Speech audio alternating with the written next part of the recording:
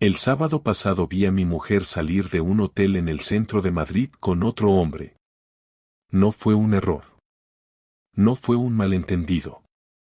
La vi con mis propios ojos. Ella llevaba su abrigo beige, ese que solo se pone cuando quiere impresionar, y él tenía la mano en su cintura como si le perteneciera. No me lo habían contado.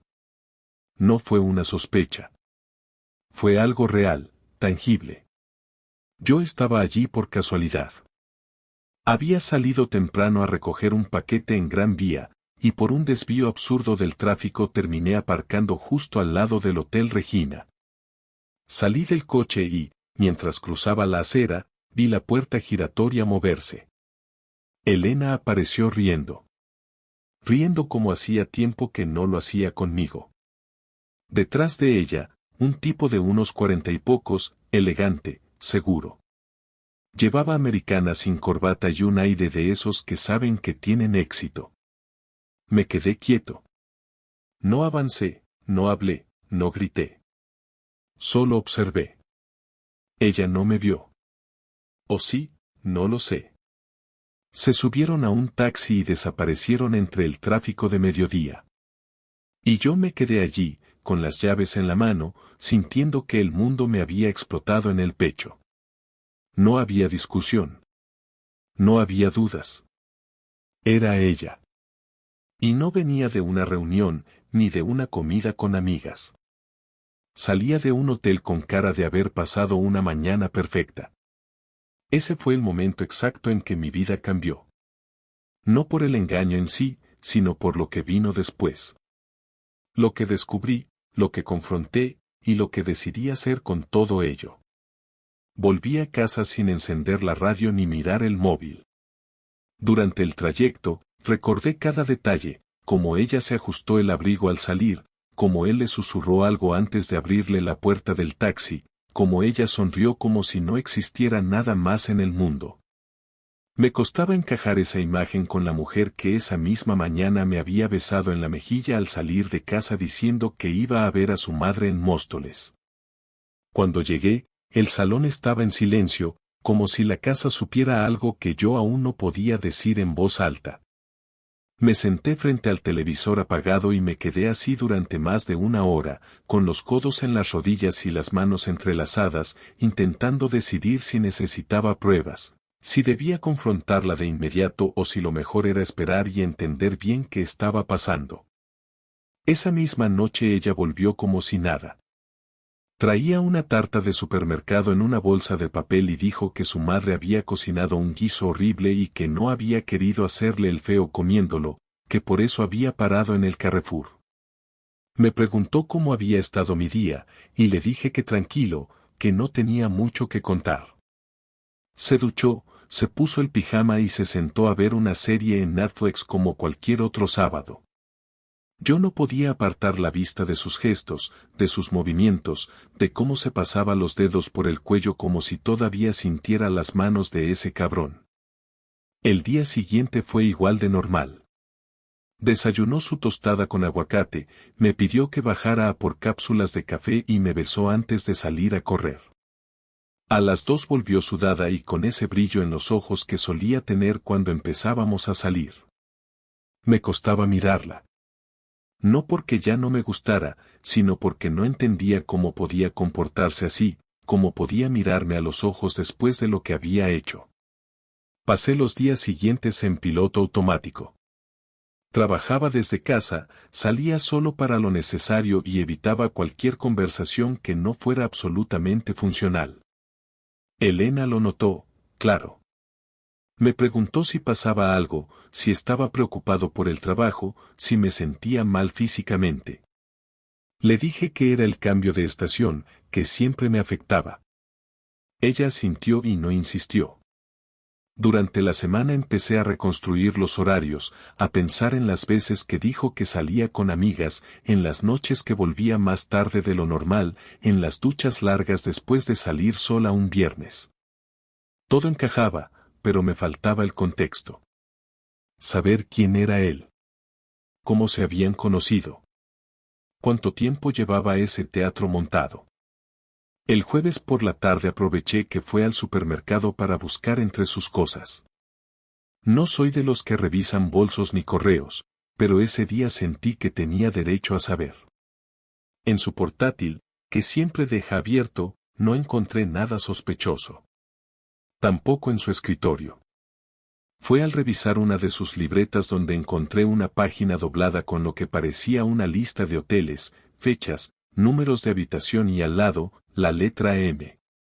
No era su letra habitual. Estaba escrita con rapidez, como quien apunta a algo que debe recordar, pero no quiere que nadie más vea. Las fechas coincidían con varios fines de semana en los que había salido a visitar a su madre. Una de ellas, el sábado anterior. No lo comenté. No hice ningún gesto. Solo cerré la libreta, la dejé como estaba y volví al sofá. Esa noche no pude dormir. Ella dormía a mi lado, respirando tranquila, y yo tenía la cabeza llena de preguntas. ¿Me veía como un idiota? ¿Pensaba que nunca lo sabría? ¿Le daba igual si lo descubría o no? El viernes decidí actuar. No para confrontarla todavía, sino para confirmar quién era M. Revisé el extracto bancario que recibimos por correo. En las fechas de los hoteles aparecía un cargo en una cafetería cercana al trabajo de Elena, siempre al mediodía. Lo busqué en Google, revisé su ubicación y el tipo de sitio que era. No era un local de paso, era uno de esos sitios donde se va a hablar con alguien, con un café caro y buena música de fondo. Al día siguiente me fui hasta allí a las 11, pedí un café solo y me senté a observar. No pasó nada durante una hora, hasta que la vi aparecer, sin saber que yo estaba a unos metros. Llevaba una blusa blanca y jeans, caminaba relajada. Se sentó en una mesa del fondo y poco después apareció él. Alto, delgado, con gafas oscuras y camisa arremangada. Se saludaron con 2 besos y empezaron a hablar con total naturalidad, sin esconderse de nada. No sé cuánto tiempo estuve allí. Me marché antes que ellos, sin que me vieran. No necesitaba escuchar lo que decían. La imagen ya era suficiente. Cuando llegué a casa, ella ya estaba. Me preguntó si había ido a ver a mi hermano, como le dije por la mañana. Le respondí que sí. Luego, sin mirar su cara, le pregunté si había vuelto a ver a Marcos, un antiguo compañero de trabajo del que solía hablar hace años. Me miró un segundo, dudó y dijo que no, que desde que se fue de la empresa no sabía nada de él. Entonces supe que ese era él. Marcos. M, y que lo nuestro, al menos como yo lo entendía, ya no existía. Esperé hasta el domingo.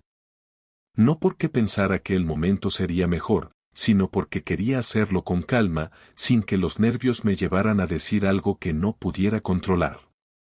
Esa mañana ella estaba preparando una tortilla en la cocina, tarareando una canción mientras cortaba las patatas. Me quedé observándola desde el marco de la puerta durante un rato, pensando en lo fácil que era para ella moverse por la casa como si todo estuviera en orden, como si lo nuestro no fuera ya una mentira. Me acerqué sin decir nada y me senté en la mesa. No la saludé, no le pregunté nada. Solo me senté. Ella me miró de reojo y preguntó si quería café. Le dije que no, que necesitaba hablar. No hizo ningún comentario, solo apagó el fuego y se giró, secándose las manos con un trapo. Entonces lo solté, sin rodeos, sin suavizar nada. Le dije que el sábado pasado la vi salir del Hotel Regina con Marcos, que la vi reírse, que los vi cogidos como si fueran pareja. Le dije que también sabía que se veían en esa cafetería cerca de su oficina y que había comprobado las fechas, los cargos bancarios y su libreta con las habitaciones apuntadas. No me tembló la voz, pero las manos me sudaban como si me estuviera enfrentando a una entrevista de trabajo en otro idioma. Ella se quedó en silencio unos segundos, luego apoyó las manos en la encimera y exhaló por la nariz. No lo negó. No fingió sorpresa. Solo preguntó cuando lo había descubierto. Le respondí que lo sabía desde hacía una semana, desde que los vi salir del hotel. Ella bajó la mirada y se mordió el labio, como si estuviera pensando qué versión contar. Luego levantó la cabeza y dijo que no era lo que yo creía, que no era una relación, que no lo había planeado, que había empezado con unos cafés, que él estaba pasando un mal momento, que ella también se sentía sola, que no había intención de hacer daño. Le pregunté cuántas veces habían estado juntos en un hotel, y me dijo que solo 3. Le pregunté si se habían acostado, y no respondió al principio. Le repetí la pregunta, esta vez más fuerte, y entonces dijo que sí, que solo una vez. Me reí, no porque me hiciera gracia, sino porque esa respuesta era absurda. Le pregunté si creía que yo era idiota, si pensaba que después de meses de encuentros, cafés, hoteles y excusas, me iba a tragar que solo lo hicieron una vez. Ella me pidió que no gritara, que los vecinos podían oír. Le dije que me daba igual si escuchaban, que bastante educado estaba haciendo con todo lo que había tragado esa semana. Le pregunté si lo amaba. Dijo que no había sentimientos reales, que era solo una especie de distracción, un error. Le pregunté si me amaba a mí, y dudó, y ese segundo de silencio me dolió más que todo lo anterior. Me levanté, me acerqué a ella y le pregunté si cuando me besaba pensaba en él. Ella negó con la cabeza, pero sin convicción. Le pregunté si pensaba seguir viéndolo, y me respondió que no lo sabía, que no había decidido nada. Esa fue la frase que me hizo explotar. No has decidido nada, pero si decidiste mentirme, si decidiste acostarte con él, si decidiste mentir cada vez que salías de casa con una excusa estúpida. Eso sí lo decidiste, no, y ahora me dices que no sabes qué hacer. Ella rompió a llorar, dijo que no lo estaba justificando, que sabía que me había hecho daño, que no podía dar marcha atrás, que estaba confusa, que no esperaba que yo lo supiera así. Le dije que me daba igual que llorara, que ya no me servía esa cara de culpa, que la realidad es que había estado viviendo en mi casa con una mujer que me mentía a diario, que usaba mi cama mientras se iba de hoteles con otro. Ella intentó acercarse, quiso tocarme el brazo y le dije que no me tocara, que no lo soportaba. Se quedó de pie, sin moverse, con los ojos rojos, sin saber qué decir.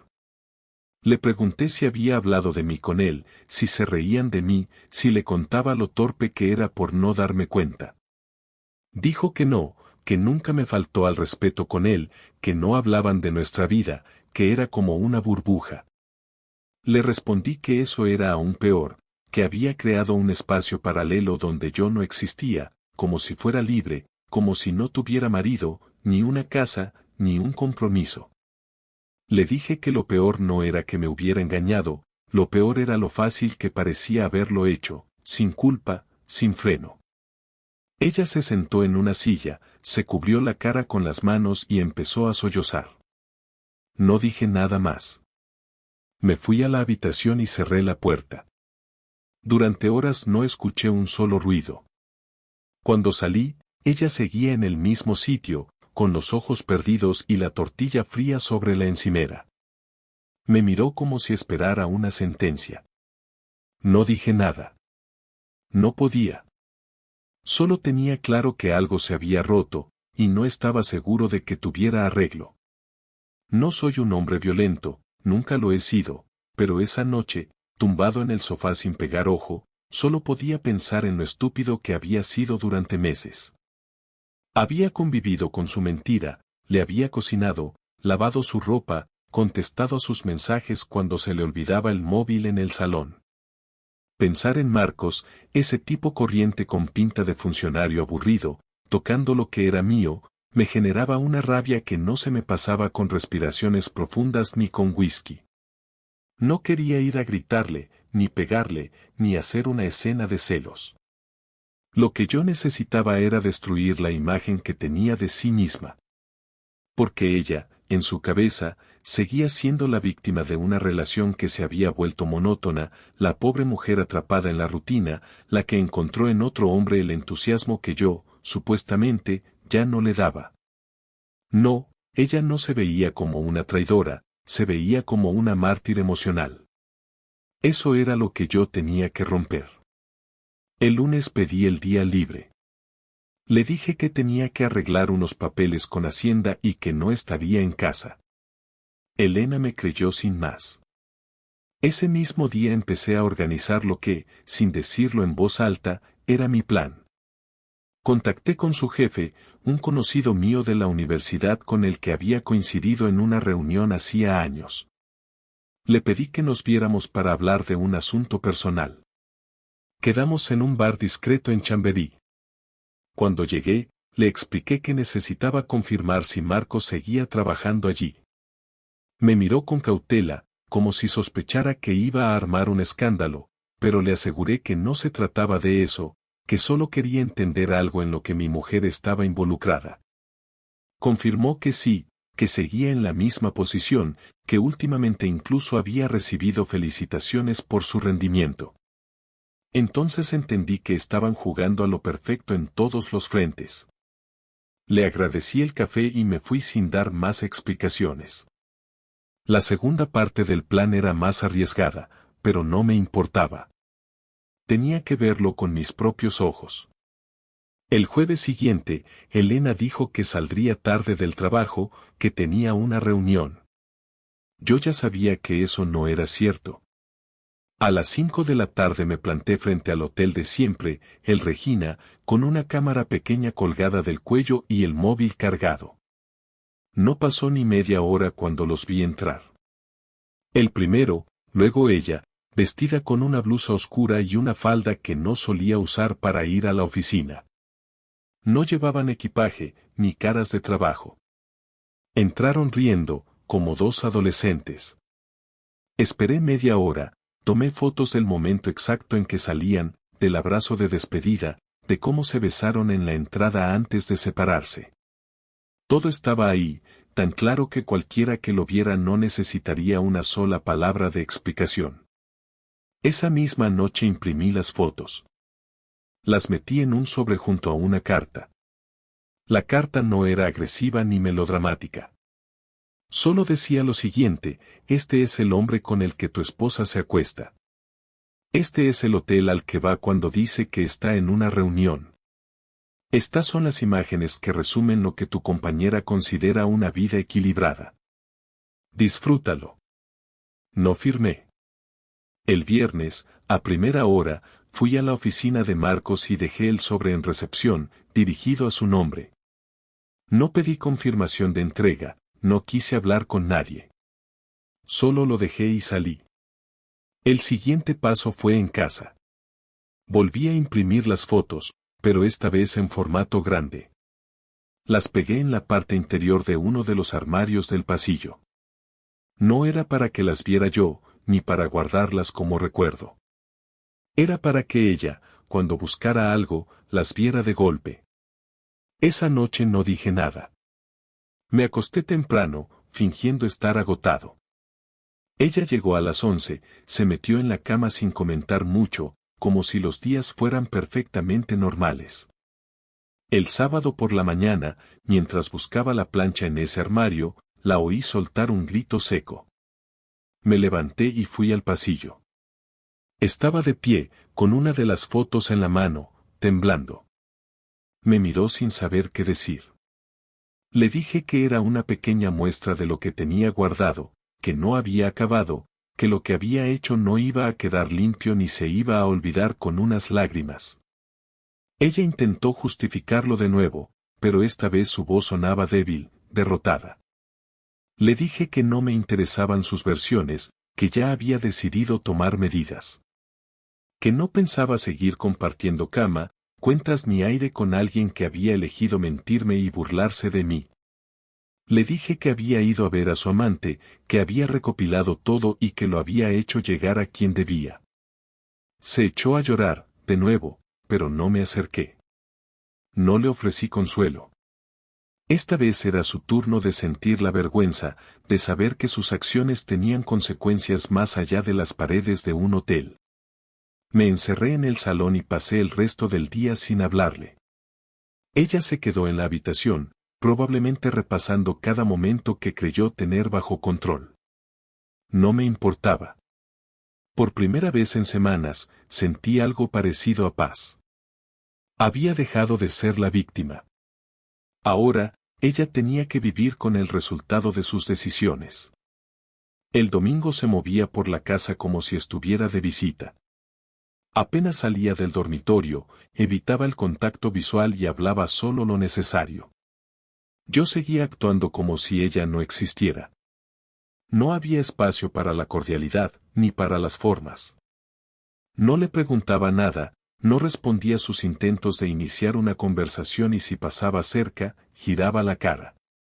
A mediodía, cuando bajé a la cocina a por un vaso de agua, ella estaba sentada a la mesa con el sobre de las fotos delante. Levantó la vista y me dijo que teníamos que hablar. No le respondí. Abrí el grifo, bebí sin prisa, dejé el vaso en el fregadero y me apoyé en la encimera, mirándola sin decir una palabra. Ella tomó aire y empezó con la frase más absurda que podía haber dicho en ese momento, no sabía que esto iba a llegar tan lejos. La interrumpí enseguida.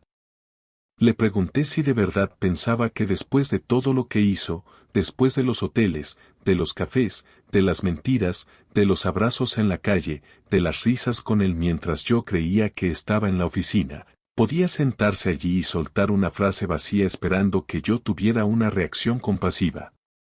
Ella dijo que no lo había planeado así, que al principio solo quería sentirse escuchada, que en casa ya no hablábamos, que yo estaba distante. Le pregunté si eso justificaba que se acostara con otro. Dijo que no, que lo sabía, que no estaba buscando excusas. Entonces le pregunté si seguía viéndolo. Se quedó callada. Le repetí la pregunta, esta vez con un tono más firme. Dijo que no desde que se dio cuenta de que la estaba empezando a arrastrar a un sitio del que no podía salir. Le pregunté si pensaba dejarlo por sí sola o si fue porque la descubrí. No respondió. Esa respuesta ya la conocía. Le dije que lo nuestro se había terminado desde el día que la vi salir de aquel hotel, que todo lo que había construido con ella ya no tenía valor, que el respeto se había ido, y sin respeto, lo demás daba igual. Ella empezó a hablar de los años juntos, de los momentos buenos, de cómo habíamos superado otras crisis. Le dije que esto no era una crisis. Que una discusión por dinero, por horarios, por decisiones familiares podía llamarse crisis, pero que tener una relación paralela con otro durante meses era otra cosa. Le recordé que no era un error de una noche, que había habido hoteles, cafés, mensajes, y que lo más grave no era el sexo, sino la estructura de mentiras que había creado alrededor de su vida. Le pregunté cuántas veces, cuántos fines de semana, cuántas excusas había inventado.